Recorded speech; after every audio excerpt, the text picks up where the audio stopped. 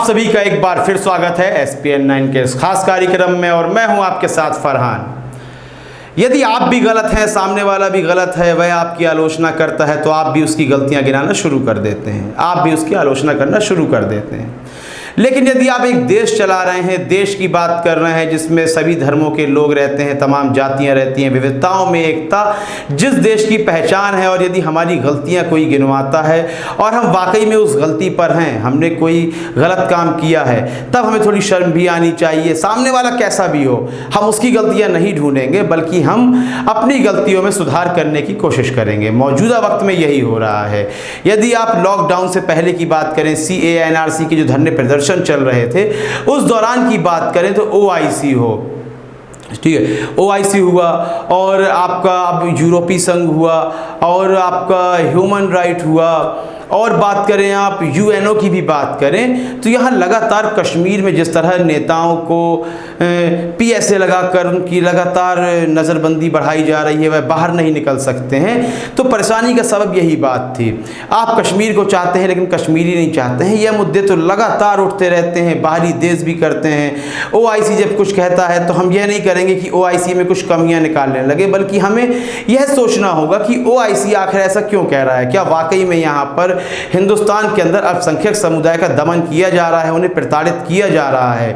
और यह कोई छुपाने वाली बात भी नहीं है। आप बिल्कुल देखिए, लिंचिंग का जो दौर चलता रहा जिसमें दलित भी प्रताड़ित हुआ और अल्पसंख्यक मुसलमान भी प्रताड़ित हुआ, तो इस बात को बिल्कुल छुपाया नहीं जा सकता है कि यहाँ पर एक प्रताड़ना का दौर चल रहा है। तो मौजूदा समय में पाकिस्तान के मशहूर बल्लेबाज रहे हैं, बूम बूम के नाम से जाने जाते थे, अफरीदी की बात कर रहे हैं। उन्होंने भी अपने सोशल मीडिया में ट्विटर अकाउंट के द्वारा प्रधानमंत्री मोदी की निंदा किस बात पर की? उन्होंने यह नहीं कहा था कि हमें कश्मीर चाहिए कि नहीं चाहिए। जब भी पाकिस्तान कश्मीर लेने की बात करता है तो मुझे लगता है अल्पसंख्यक समुदाय उसे मुंह तोड़ जवाब देता है, चाहे वह असदुद्दीन ओवैसी हो, चाहे भारतीय टीम के पूर्व कप्तान अजहरुद्दीन हो।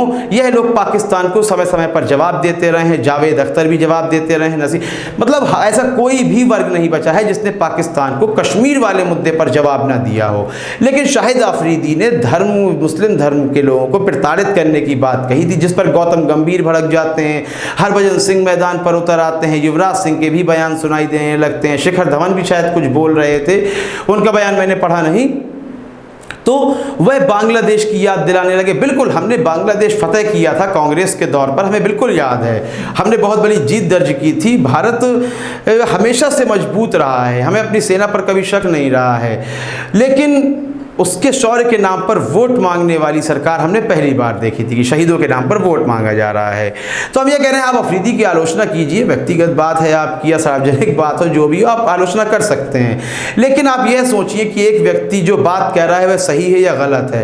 हम कह रहे हैं पाकिस्तान के हालात बहुत बुरे हैं, उनके यहाँ कुछ भी चलता हो, लेकिन हमारे यहाँ तो बिल्कुल धार्मिक उत्पीड़न हो रहा है। जैसे मैंने लिंचिंग का जिक्र किया, कश्मीर का जिक्र किया, तो यहाँ पर बिल्कुल ध्यान देना होगा गौतम गंभीर को। अब जो भारतीय जनता पार्टी के नेता हो चुके हैं, तो अब तो आप यह सोच लीजिए कि बस राष्ट्रभक्त बनना है, तो भारत में जो भी चल रहा है बिल्कुल सही चल रहा है, किसी को प्रताड़ित नहीं किया जा रहा है।